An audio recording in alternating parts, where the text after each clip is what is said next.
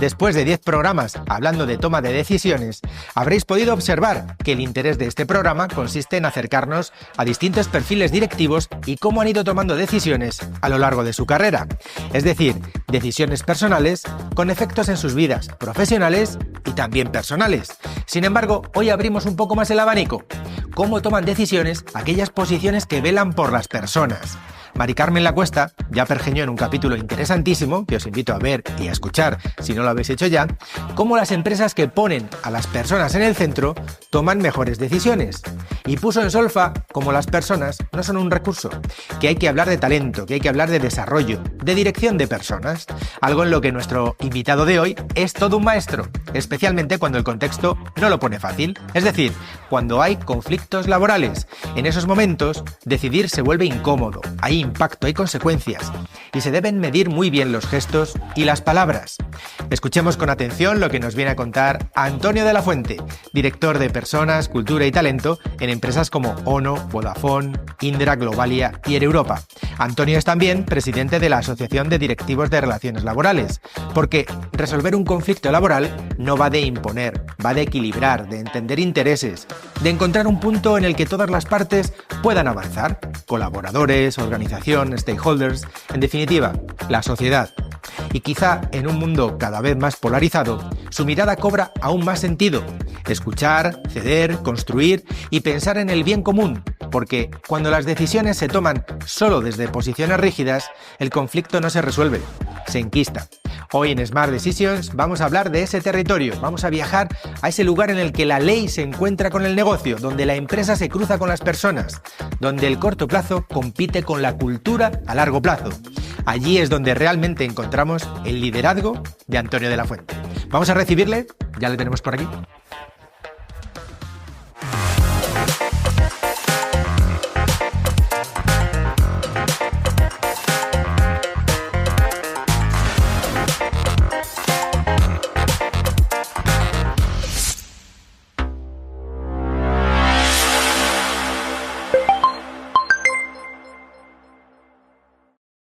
Bienvenido, Antonio, muchísimas gracias. Gracias a ti, gracias a ti. Gracias por acercarte a Smart Decisions. Hemos repasado en la entradilla un poco tu trayectoria, que es bueno, pues como bien sabes, muy trabajada y has pasado por distintos sectores. Y luego, cuando comenzamos los programas, hago una pequeña introducción en el que explico por qué es importante o por qué es pertinente traer a ciertos personajes. Y en tu caso, tu interés, dice, el interés de Antonio no está solo en gestionar recursos humanos, sino en algo más estratégico, es decir, cómo sostener la empresa a través de las personas en escenarios de cambio, de presión regulatoria, de incertidumbre. Esa mezcla de abogado, negociador, ejecutivo de personas y voz sectorial lo hace especialmente valioso para una conversación sobre decisiones complejas. Y como siempre digo, no lo digo yo, lo dice la IA, Antonio. Eso es lo que ha dicho la IA. Eso es lo que dice la IA. ¿Por qué es pertinente, Antonio? Qué gracioso. Para Smart Decisions. Qué divertido. ¿Te identificas? Sí, sí. Bien, sí. Hombre, sí, estaba encasillado, ¿no? Dentro de lo que puede ser, pues, una definición así propia de la IA. Pero vamos, sí, Cuando miras me atrás, reconozco. ¿te ves más como abogado, como director de personas? O este otro concepto que también es de la IA, arquitecto de equilibrios. Arquitecto de equilibrios. Hombre, eso la verdad es que el arquitecto de equilibrios, a mí hombre, desde luego como concepto me gusta. Tú sabes que soy el presidente de la Asociación de Directivos o de Dirección de Relaciones Laborales y ahí nos llamamos los arquitectos de las relaciones laborales. Entonces, el arquitecto de equilibrios efectivamente tiene mucho que ver con todo lo que supone un perfil a lo mejor enfocado en las personas, pero también enfocado mucho en todo el tema de la negociación colectiva y bueno, la interacción social, ¿no? con los equipos. O sea, a los directores de personas les tiene que gustar las personas, en cuyo caso, y las personas, cada uno somos de nuestro padre y nuestra madre. Ese equilibrio, esa gestión de equilibrios no es nada sencilla. ¿Por qué decidiste estudiar Derecho? Bueno, una buena pregunta.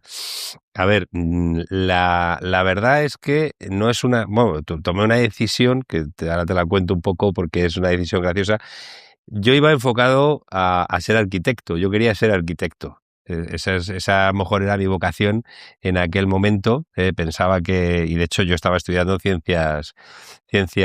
ciencias puras, eran ciencias mixtas, me parece. Ujú. Y ya cuando estaba terminando pues el COU de aquella época, pues Ujú. un día mi padre me dijo, oye, quiero hablar contigo de tu futuro profesional. Y me llevó a la Complutense, a la Facultad de Derecho, y empezamos a pasear por allí. Y básicamente me convenció. O sea, me dijo, mira, vamos a ver, el tema de la arquitectura está muy bien, pero date cuenta que ahora ya sí que es la decisión, o sea, son decisiones que te van a afectar en tu vida, en tu familia, en tu futuro, y te lo tienes que pensar muy bien. Entonces, el mundo del derecho lo bueno que tiene es que o sea, te va a abrir una cantidad de puertas impresionantes, mucho más que a lo mejor el mundo de la arquitectura, porque como arquitecto, una de dos: o eres un arquitecto muy brillante, y dije, hombre, papá, gracias por tu confianza, ¿no? O eres un arquitecto muy brillante, o si no, va a ser complicado. De hecho, precisamente ahora, con todo lo que ha pasado, con el COVID, etcétera, etcétera, muchos profesionales de la arquitectura lo han pasado bastante Ujú. complicado, ¿no? Ujú. Y bueno, pues la verdad es que lo pensé, reflexioné, dije, bueno, en mi vida he hecho muchas locuras, no vaya a ser que ahora no le haga caso a mi padre y me vaya a equivocar, ¿no? Entonces, en este caso, bueno, pues me dejé guiar por el consejo de mi padre y empecé a estudiar, vamos, ya me enfoqué en estudiar Derecho. Ujú. Y bueno, antes de terminar ya la carrera estaba trabajando Ujú. con mi padre en su En, despacho en, en DLF en su Asesores. firma Ajá, jurídica, efectivamente. Sí, ajá. sí, sí, sí, sí. ¿Cómo fue trabajar con tu padre? Claro. Bueno, pues a ver, trabajar con un padre no es fácil. Eso yo creo que a todo el mundo, seguro que cualquiera que me escuche y que ha trabajado con su padre, sabe, o con su madre, o sea, que son empresarios y tal, Ujú. Ujú. no suele ser fácil, más que nada porque los padres lo que hacen es que exigen eh, a sus hijos, lógicamente, pues el doble o el triple de lo que exigirían a cualquier empleado de la misma compañía. Entonces, no es fácil, pero por otro lado, lo que te obliga a esto es a subir escalones con mucha más agilidad y mucha más rapidez Ujú. que si estuvieras a lo mejor en otro tipo de empresa donde no tienes tanta presión, la presión de los focos, ¿no? Ujú. Que es el que en un momento dado, el no dejar mal a tu padre o a la firma, ¿no? Para la que estás trabajando, ¿no? Pero bueno, la verdad es que fueron 10 años que estuvimos desde el año 91 hasta el año 2001, intensos, muy intensos, de mucho trabajo, pero también de mucho aprendizaje. O sea, mi padre, yo creo que fue la persona que me hizo subir ese primer escalón, el primer mentor, ¿vale? Y que me apretó mucho las tuercas, y que gracias a que me apretó mucho las tuercas, pues bueno, yo creo que hoy estoy donde estoy. Ujú. ¿Cómo fue ese mundo laboral que te encontraste cuando decidiste estudiar Derecho y luego que te encontraste? ¿Era lo que esperabas? Bueno, la verdad es que, fíjate, cuando yo estudié la carrera de Derecho es bastante aburrida, tal y como, o por lo menos cuando yo la estudié en su momento, era bastante aburrida. Ujú. Es una carrera de memoria. Hoy en día, me imagino, bueno, eran 5 años en aquel momento, ahora son 4, y yo espero que ahora mismo el derecho, o lo que se está formando en derecho, lo hagan de otra manera, porque era bastante, como digo, de empollar, de codos. Ujú. Lo más interesante fue, o sea, a mí lo que me captó, por decirlo así, luego esa vocación, fue cuando yo empiezo a trabajar con mi padre en el despacho, que ahí es donde veo pasar de la teoría de los codos a lo que es la realidad del derecho. La realidad del derecho es, el abogado lo que hace es un consultor, en este caso, de leyes, para dar soluciones. Es un solucionador, y a mí todo ese tipo de cosas me encanta. Tú sabes que yo soy, Ujú. y dices, ¿tú qué eres? Pues yo probablemente soy solucionador, me gusta solucionar problemas, ¿no? Entonces, el derecho ya aplicado, ahí es donde realmente ahí es donde yo me encontré mucho más cómodo que lo que es el hacer la carrera. Carrera muy interesante y todo lo que tú quieras, pero pero de codos. No había, ya digo, no te dejaban mucho espacio para que tú en un momento dado pudieras desarrollar tu propia creatividad. Cuando ya te pones la toga, o cuando ya tienes un cliente delante, ahí ya sí que tienes que empezar a generar creatividad para encontrar esas soluciones. Ujú. Hablamos de formación, hablamos de ya poner en práctica lo aprendido, Momento de tomar decisiones profesionales. Si miras Mm. hacia atrás, ¿qué momento profesional, esa decisión que tomaste, pues ha marcado tu carrera? Bueno, a ver, bueno, la primera decisión fue, como te digo, el de decidir estudiar Derecho y luego Ujú. empezar a trabajar con mi padre en el despacho. Bueno, era de suyo, iba venido. Hay un momento en el que yo estaba en el despacho y cada vez tenía más responsabilidad, cada vez tenía más trabajo. Y bueno, casualidades de la vida, pasa por delante, bueno, conozco a dos personas, al director de recursos humanos, otro de mis mentores, Rafael Montes, y al director de Relaciones Laborales, Segismundo Pérez, que estaban trabajando en aquel momento a Airtel, que luego se convierte, nada, meses después, o ya estaba ya en la transición, a Vodafone. Y bueno, les conozco y me proponen, oye, ¿por qué no te incorporas con nosotros para llevar toda la parte de, como manager de relaciones laborales, toda la parte de relaciones laborales dentro, porque tenía un abogado externo, dentro de la propia compañía? Ujú. Aunque la compañía había ido creciendo y el abogado externo pues seguía trabajando con la compañía, pero no daba abasto, ¿no? Y Ujú. entonces esa fue una decisión importante porque, claro, imagínate cuando me trasladan esto, yo voy un día, me reúno, tenemos una entrevista, de hecho, la idea inicial era hasta ofrecer los servicios del propio despacho, ¿no? Ajá. Y me entrevisto con el director de Relaciones Laborales y bueno, en esa entrevista ya sí que surge la oportunidad laboral y yo de esa entrevista salgo para tener que decirle a mi padre que me voy del despacho, que dejo Ujú. el despacho, que yo era como si dijéramos el heredero, mi hermana también trabajaba en el despacho con mi padre, pero vamos, el hermano mayor, y le tengo que decir a mi padre, mira, surge esta oportunidad profesional, quiero probar y quiero irme al mundo de la empresa. Yo ya hablo jurídico dentro del despacho, me gustaría hablar empresa. Y el meterte dentro de la empresa a mí me va a hacer crecer, yo creo, mucho, sobre todo a complementar en la parte jurídica con lo que es el día a día de una compañía que no tiene nada que ver con lo que es el abogado o el consultor jurídico que Ujú. viene y que ve las cosas desde una distancia por mucho que se quiera incorporar dentro de la empresa, es difícil si no lo has vivido, ¿no? Ujú. Esa decisión fue una decisión importante. Hablamos de crecimiento personal, aprendizaje en la toma de decisiones. ¿Ha cambiado tu manera de decidir de entonces a hoy?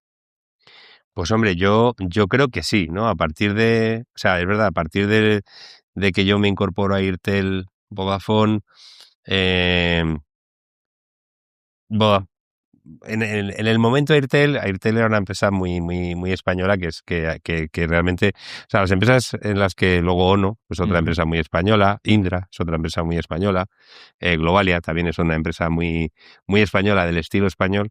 Cuando llega Vodafone, lo que hace es, bueno, pues empieza a permear una cultura mucho más británica, ¿no? Y entonces, bueno, ahí es cuando yo ya tomo la decisión, digo, mira, esto no me termina a mí de convencer desde el punto de vista bueno, de la gestión y del día a día y de cómo se estaban haciendo las cosas, no por nada, ¿eh? O sea, es decir, me Ujú. parece, son empresas todas maravillosas y estupendas, pero pero ahí es el momento en el que yo ya había vivido el mundo de la empresa, había estado 3 años, es el momento en el que yo empiezo a pensar en, oye, podría hacer podría ir a otro proyecto, he aprendido durante Ujú. 3 años, Ujú. el principio pasar de despacho jurídico, de toga, de la calle Alcalá, esquina con Príncipe de Vergara, de techos altos, a ir a una empresa como Airtel, donde no hay despachos, cosa que a mí luego, la verdad es que yo soy antidespacho, como tú sabes, no me Ujú. gusta nada, me gusta estar con la gente, a pesar de todo eso, siempre, o sea, el que no quiere despacho le dan despacho, eso es una cosa que es como contradictorio, ¿no? Entonces, eh, sí que me hizo ese proceso de conocer y de entrar en una compañía. Yo me acuerdo los primeros 6 meses estaba como descolocado, no sabía por dónde moverme, no sabía cómo actuar. Yo que pensaba que sabía absolutamente todo del mundo del derecho, claro, dentro de la compañía ya no eres el abogado externo que va, visita, da la solución y se va. No, Ujú. no, estás ya viviendo en el día a día y ya hay muchas personas que en un momento dado, en función de los resultados, tú te vas ganando esa confianza, ¿no? Entonces, a partir de ahí, es verdad que la perspectiva laboral a mí se me abre de otra manera, que no tenía yo pensado cuando yo estaba en el despacho. Y es cuando yo decido, aparece una oportunidad, hago unas entrevistas en una consultora que se llama Catenon, que la verdad es que siempre los recuerdo y son grandes amigos, Ujú. con mucho cariño, porque es la primera entrevista que yo hice en mi vida y además encima que te la grababan, o sea, te grababan la entrevista, que eso era súper novedoso, en la calle Goya perfectamente, Ajá. te grababan en español, en inglés y tal, era muy, muy, muy divertido. Yo la verdad es que no había vivido eso y hubo una primera oportunidad con una empresa que no salió, pero la directora de selección de esa empresa le gusté mucho y me referenció a la directora de recursos humanos de ONO. Y es Ajá. cuando yo ya me voy de Airtel, me voy a ONO, en ese caso ya a llevar las relaciones laborales y prevención de riesgos laborales. De ser manager de relaciones laborales, de apoyo al equipo de relaciones laborales, a ser el líder de todo lo que era la estrategia de relaciones laborales y prevención de riesgos laborales de ONO. O sea, que no deja de ser igual una decisión también de crecimiento, ¿no? Al final, Una proyecto decisión de crecimiento, ilusionante, sí. etcétera.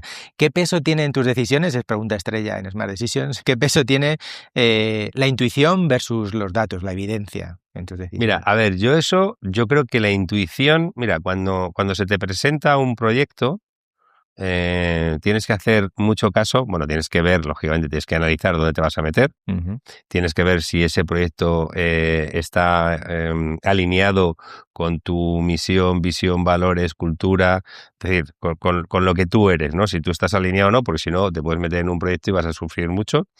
Y lo más importante es que cuando eso ocurre, cuando ya estás, que tienes que tomar la decisión, hay un momento en el que o se te enciende una luz roja o se te enciende una luz verde dentro de tu cabeza. Y esto funciona. Si se enciende verde, o sea, el problema es cuando se enciende amarilla, ambas. Entonces ahí ya la cosa se te empieza a complicar.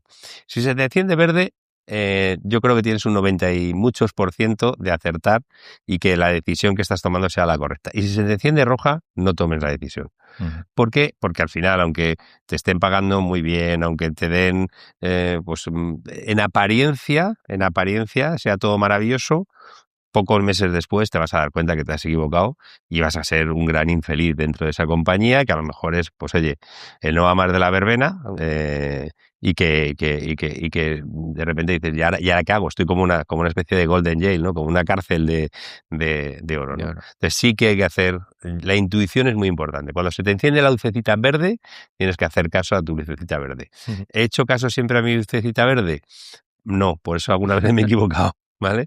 Pero ahora ya sí tengo claro que si no se me enciende la lucecita verde, no, prefiero, aunque sea un proyecto muy ambicioso, etcétera, etcétera, prefiero esperar y pensar en otras cosas. Bueno, hemos hablado de temas personales, luego vamos con decisiones erróneas, de las que aprendemos, ¿vale? Luego volvemos al tema personal, pero en este bloque de cultura, empresa, personas, desde tu experiencia, ¿se gestiona igual a las personas de los distintos sectores en los que has trabajado? Telecomunicaciones, turismo, ¿la gestión es la misma? Yo creo, mira, las personas somos personas al final, cada uno de nuestro padre y de nuestra madre. Y yo creo que, por lo menos mi estilo de gestión de personas, en todos los proyectos donde he estado, tanto a lo mejor en Airtel al principio, Airtel Vodafone, empecé a aprender, ¿no? A cómo moverme dentro de una compañía.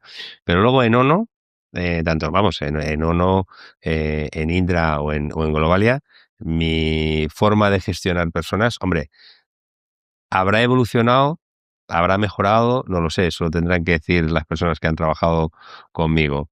Pero yo tengo mi estilo. Yo tengo mi estilo y soy fiel a mi estilo. Y como tú bien sabes, tengo mis caramelos encima de la mesa, mis ugus, ¿vale? Y eso es el tema de los ugus, que es donde voy o donde ya no estoy, se echan de menos los ugus. Y con esto es un ejemplo muy tontorrón, pero son los ugus de Antonio. ¿Quién va a traer los ugus ahora? ¿Sabes lo que pasa? Que luego nadie compra ugus. Entonces, ¿por qué el porqué de los ugus? Como tú sabes perfectamente, a mí me encanta tener encima de la mesa un cestito con ugus para que la gente venga a verme y a coger ugus y me saluden y hablemos de tal. Entonces, ese es mi estilo de gestión y eso te da igual. si estás en una empresa de telecomunicaciones, como puede ser Airtel, Vodafone, Ono, Auna, es decir, todo ese elenco, como una empresa como Indra, donde tienes personal o sea, un negocio que se dedica a defensa, otro negocio que se dedica a consultoría tecnológica, etcétera, etcétera. eh, la gente al final se queda con ese Antonio que yo, desde mi punto de vista, creo que es cercano. O sea, lo que intento es ser cercano. Hay una cosa que sí que he tenido que evolucionar, que es el tema de ser demasiado protector. Eso sí que es verdad que yo he dado un paso atrás porque yo soy muy gallina protectora o manto protector, ¿no?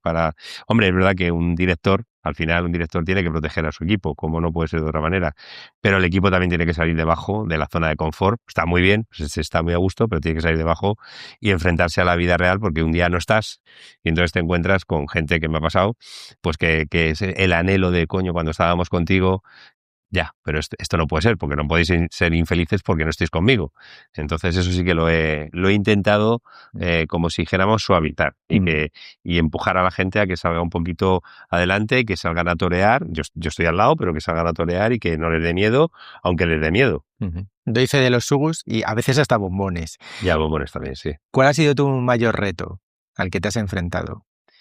Mayor reto profesional, entiendo. Sí, Mayor reto, hombre, yo creo que a ver, en cada uno de los proyectos ha habido un gran reto. En Airtel en su momento fue, yo creo que bueno, tuvimos que hacer un expediente de regulación de empleo, el choque cultural también de lo que era el Airtel con lo que era el Vodafone Way, que le llamaban ellos, el estilo Vodafone. Bueno, ese fue un retillo, vamos a decirlo así, porque luego viendo cómo pasan las cosas, fue un retillo.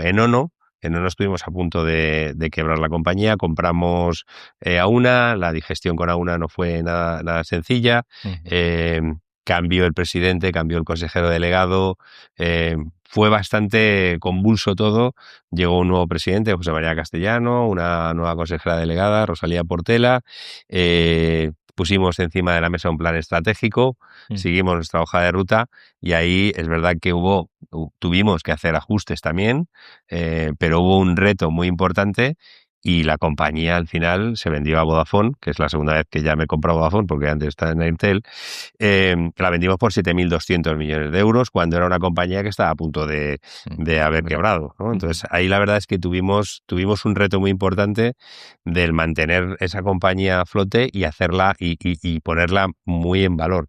Y ahí, claro, muy importante, pues bueno, por ejemplo, tener pues un consejero delegado, una consejera delegada o un presidente que confíen mucho en el equipo de personas. O sea, yo me acuerdo de José María Castellano. Claro, cuando un presidente te dice, mira, Antonio, tú eres el director de recursos humanos y yo soy el superdirector de recursos humanos, ya lo demás es por añadidura.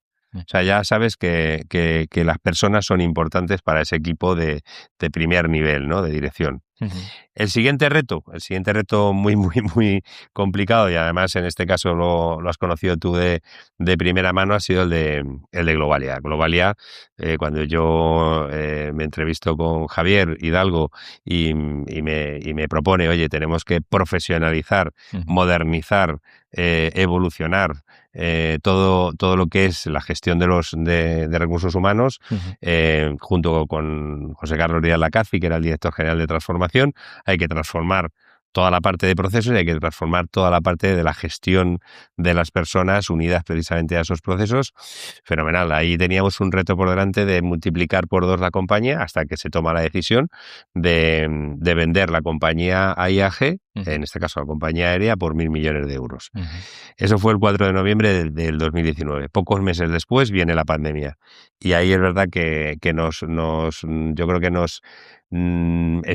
vimos muy de cerca la posibilidad de que todo el grupo pudiera quebrar. O sea, ahí el reto fue el mantenimiento a toda costa, con un trabajo absolutamente pues extenuante, de lunes a domingo, trabajando 16 horas para que aquello, desde el punto de vista, en este caso, del equipo de recursos humanos, porque ahí estaban los financieros, por otro lado, con el tema de los rescates y de las ayudas, préstamos, ¿no? que nos hizo la SEPI, pero bueno, el mantenimiento de todo ese entramado de empresas a flote hasta hace nada. O sea, esto ha sido hasta hace nada, porque hemos estado a punto de causa, vamos, a un mes de causa de disolución o de tener que declarar la causa de disolución. Entonces, esto, o sea, el mantener todo eso a flote, cada uno, lógicamente, ha tenido que hacer lo que ha tenido que hacer. Yo creo que ha sido uno de los mayores retos con los que yo me he enfrentado. Y luego, otra de las cosas, yo creo que un reto también muy, muy reciente, y del que tú también has participado, fue cuando el consejero delegado, Jesús Nuño de la Rosa, toma una decisión, que es una decisión poco común, de encargar al equipo de recursos humanos o de personas el ensamblar el plan estratégico para los 3 años siguientes para conseguir salir del atolladero y devolver todo el dinero a la SEPI en este caso. Entonces, no es normal que le encarguen ese trabajo de ensamblar ese plan, de construir ese plan. Cada uno, lógicamente, cada área ha tenido que hacer su parte, ¿no?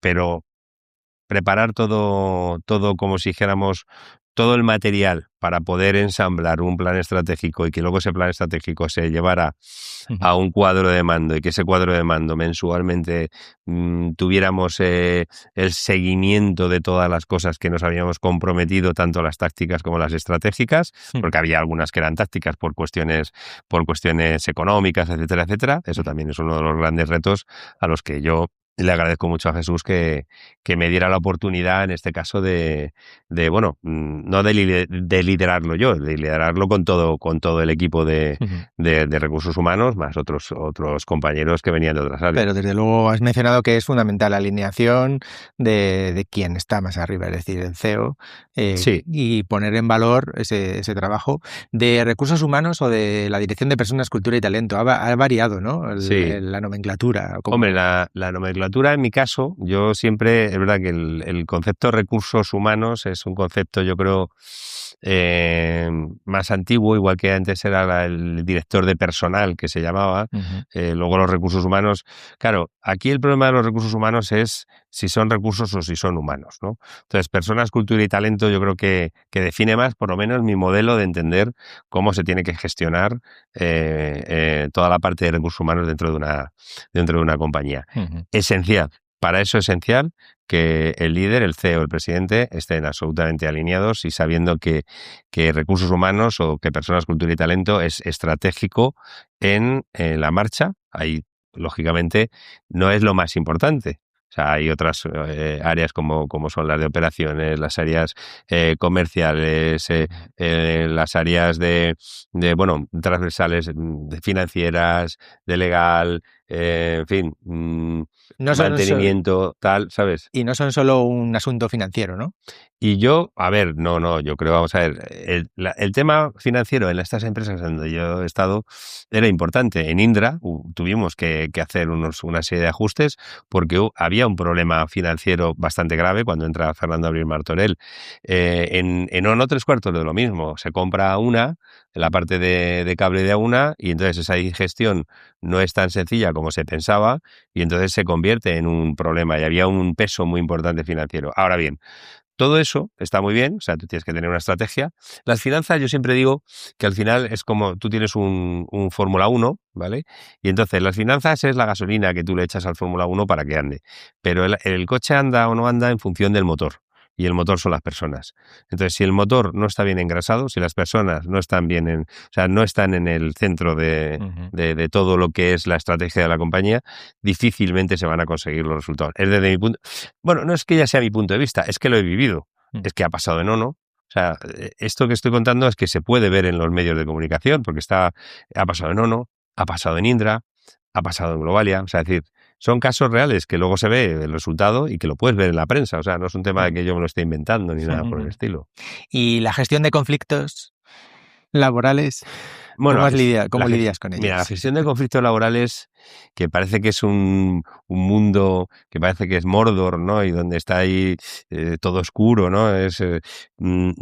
Yo, fíjate que tengo buenos amigos y compañeros en el mundo sindical, porque llevo toda mi vida dedicándome a esto. Y entonces, yo creo que es más sencillo de lo que realmente queremos pensar o puede parecer. Ujú. Es un tema de empatía. O sea, es un tema, primero, es verdad que tienes que tener en la cabeza los números, porque evidentemente sin los números no puedes hacer absolutamente nada, pero luego, aparte de tener los números, una vez que tienes empatía y tienes la confianza y el compromiso, las cosas fluyen. O sea, no es un tema de agarrarse de la chaqueta y de gritarse ni nada por el estilo, es un tema de poner encima de la mesa qué problemas tenemos y cómo los vamos a resolver, porque somos parte. El problema de esto es que normalmente se cree que hay dos, como si dijéramos son dos partes, uno cada lado de la mesa. No, es que somos, hay que sentarse para verse la cara en uno a un lado y otros a otro, pero somos todos parte del problema y todos parte de la solución. Ujú. Y esto se resuelve dialogando y entendiendo a la otra parte, pero de manera bilateral. ¿Has pensado en algún momento tirar la toalla ante algún, bueno, ya no conflicto, pero algún reto que hayas dicho, no puedo? No. Yo creo que hemos tenido retos, bueno, uno de los últimos retos así más, como te diría yo, más complicados, hace tres años que tuvimos ahí una huelga con los pilotos, bueno, en este caso fue con Sepla, y bueno, se tensionaron mucho las relaciones y al final todo confluyó en un acuerdo. Entonces, es verdad que hay veces que parece que no va a salir, parece que cada uno está enrocado en su posición, parece que hay inmovilismo, pero al final lo que hay que tener es, como digo, diálogo y confianza, y bueno, y ganas, lógicamente, de llegar a un punto de inflexión. El punto de inflexión significa que todo el mundo tiene que ceder. Claro, si tú no cedes, el otro no cede, es imposible llegar a un punto. Pero siempre hay puntos de conexión, siempre, porque en todo conflicto siempre hay un punto de conexión. Ujú. Y al final la gente, tampoco te creas hoy en día que le encanta estar de huelgas y de tensiones y nada por el estilo, a menos que tú le aboques Ujú. a que lo terminen haciendo. Ujú. O sea, si tú al final eres inmovilista, pues terminas abocando al otro a ser inmovilista y al final te planta una huelga, evidentemente. ¿Sabes? Pero el diálogo, o sea, nunca se me ha ocurrido decir, bueno, esto es imposible, nos vamos todos por el precipicio. ¿Qué deben tener en cuenta los CEO, los CEO de las compañías en materia de personas que hace 10 años pues no era necesario? ¿Qué crees que es importante hoy en día que tengan en cuenta? Hombre, yo creo que, vamos a ver, hace 10 años o hace 20 años, Ujú. lo que se veía, o sea, lo que eran los equipos de recursos, bueno, hace 20 años, más a lo mejor hace 30 años, pues hace 20 años no está tan lejos, ¿sabes? Pero el modelo antiguo era el modelo donde era la nómina por un lado, o sea, pagar en tiempo y forma, y luego por otro lado toda la parte de bueno, luego vino el mundo de la parte de prevención de riesgos laborales, y etcétera y tal, pero vamos, era nómina y negociación colectiva prácticamente, y luego la formación, pues la formación técnica que era necesaria. Y con eso funcionaba la empresa, es decir, la empresa funcionaba porque la gente iba a trabajar y se quería jubilar en esa empresa. ¿Qué ocurre? Que ahora mismo eso ha cambiado, el paradigma ha cambiado totalmente. Ujú. Ahora mismo la gente necesita un propósito, necesita una motivación, necesita una ilusión, necesita una cultura. Entonces, los CEOs ahora, una de las cosas que tienen que tener mucho en cuenta es qué cultura, qué misión, visión y valores quieren que esa empresa traslade a los empleados, y a partir de ahí cómo o sea, qué palancas tiene para ilusionarles. Porque el empleado que no está ilusionado, o sea, aquí hay dos cuestiones. Uno, por un lado, empleados con vocación, que eso es una de las cosas que yo ahora, por ejemplo, estoy muy, muy enfocado en intentar que cada persona que entre en una compañía donde yo esté sea una persona que en esa posición sea su vocación. Es verdad que hay mucha gente que en un momento dado pues trabaja porque no tiene más remedio y tal, pero hay que intentar que la gente entre en las empresas porque sea su vocación. Porque la persona que está en una empresa y en un trabajo por vocación, automáticamente ya te digo yo que hemos ganado 75%. Y el otro 25% es un tema de cultura, de no ser tóxicos, Ujú. de entender que estamos en una pluralidad, en una comunidad, que no se puede, que no son todos bolas grises, que las hay de todos los colores, y que evidentemente pues es esa cultura desde arriba, pasando por el middle management, lógicamente tiene que permear, ¿no? Y a partir de ahí, y esto que te cuento no es un tema que sea teórico, no, esto es un tema implementado, práctico, con un éxito, en este caso, por ejemplo, el mayor éxito que yo he vivido de transformación cultural ha sido el de ONO. O sea, cuando después de haber pasado 2 expedientes de regulación de empleo y parecía que todo se iba al garete y íbamos a cerrar íbamos a echar el cierre, hacemos un cambio, una transformación cultural brutal. La gente que estaba muy ilusionada con el ONO inicial se vuelve a reilusionar y la compañía, de estar a punto de quebrar, pues a valer 7.200 millones de euros. O sea, es que más claro no se puede decir. O sea, es que son cosas que las hemos vivido y tampoco se tarda tanto tiempo. Hombre, no es un tema de 6 meses. Son años, porque esto es lluvia fina. Pero vamos, estoy hablando de 5 o 6 años. Y gestiona riesgos. Al final es una gestión de riesgos que también son tangibles. Es decir, el cifra de absentismo, la salud de los empleados, ¿verdad? Bueno, ahora mismo, por ejemplo, una de las materias, como te diría yo, estrella en todos los foros es el absentismo. O sea, de hecho, yo estoy incorporado en un proyecto que es un monitor de absentismo, junto con Madrid Foro Empresarial y con la asociación que yo presido, Adirelab. Claro, el tema del absentismo, que es un problema país, estábamos diciéndolo, el viernes estaré en la Asamblea de Madrid explicando un poco cuál es el proyecto que tenemos. El tema del absentismo, una de las palancas precisamente es o sea, hay cambios legislativos necesarios, temas como de concienciación también, pero hay una parte social muy importante, una parte que tienen que ver con los sindicatos y la negociación colectiva, pero hay una parte de cultura de la empresa. Entonces, esa cultura de la empresa, puede ser tóxica, puede enfermar o todo lo contrario, o puede conseguir el efecto contrario. En Europa, por ejemplo, pues justo ahora hemos lanzado un proyecto que es el proyecto Embajadores de Salud. ¿Qué son los embajadores de salud? Personas que están dentro de los equipos, y esas son personas que se van a preocupar por la salud del entorno. Y es una persona, evidentemente tienen que ser personas en las que la gente confíe para trasladarle, oye, tengo este problema, ayúdame, porque la gente al final no quiere estar enferma, lo que la gente quiere es estar feliz, trabajar feliz, y estar con salud. O sea, eso lo tengo claro, ¿no? Decisiones que fueron un error, Antonio.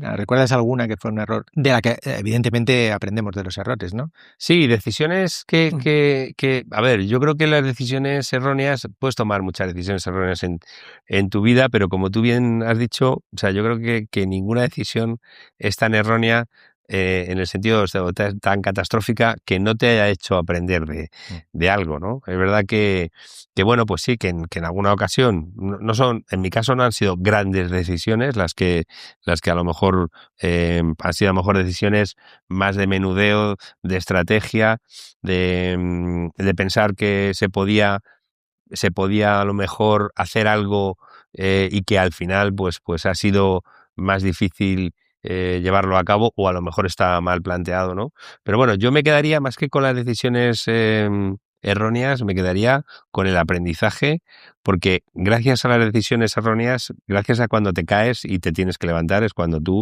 ahí hay un momento, ¿verdad? Que hay un momento de duelo, un momento desagradable, pero es verdad que de eso aprendes.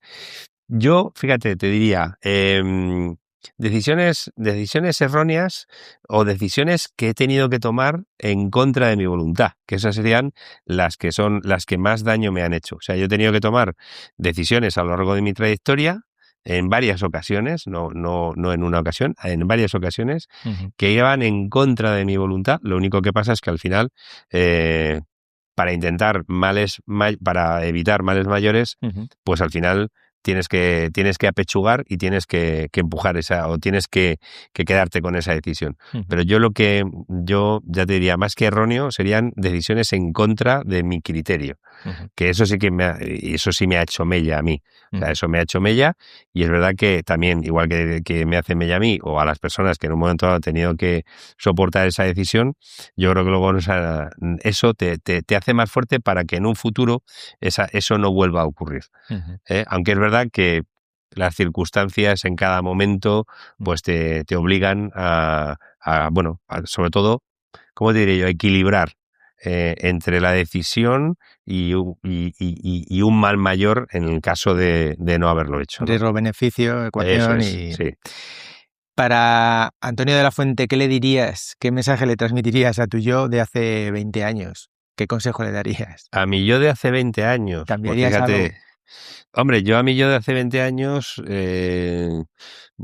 a ver, yo le diría bueno, que fuera ambicioso, en el sentido de ambicioso, pero no de ambicionar cosas, sino ambicioso en encontrar ¿cómo te diría yo? El camino o el propósito, ¿no? Es decir, encontrar el sitio, encontrar la forma y encontrar las personas y las organizaciones en las que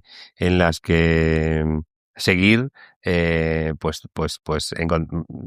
diría, dando soluciones, dando apoyo, en fin, intentando que las personas que están en estas organizaciones pues estén más preocupadas por su trabajo que por los problemas que pueden ser inherentes, lógicamente, al día a día, ¿no? Yo le diría, oye, sigue, o sea, sé firme en eso, ¿no? Sé firme. ¿Cuál, hemos hablado de errores en el pasado, tu decisión la más acertada?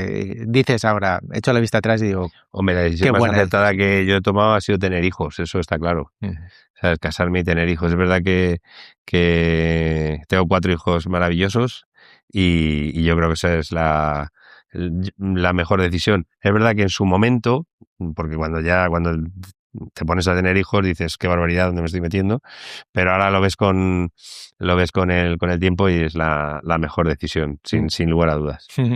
Dentro de nada vuelas con tu hijo.